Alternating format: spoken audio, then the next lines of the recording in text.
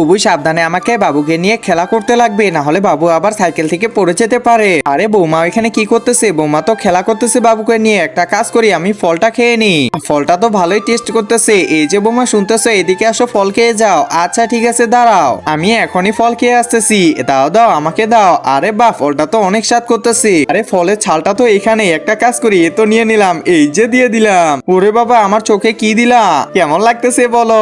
আরে তুমি কি ছোট বাচ্চা নাকি? ছোট বাচ্চাদের মতো করতেছো। এখনই যদি চোখে কিছু হয়ে যায় তো?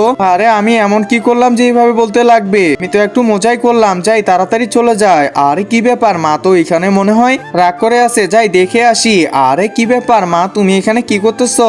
একজন মা কতটা আপন হয়ে থাকে, যার মানেই তাকে জিজ্ঞাসা করে দেখো। তো দেখা যাক বন্ধুরা, এই মায়ের জন্য কে ভিডিওটিতে লাইক এন্ড সাবস্ক্রাইব করে।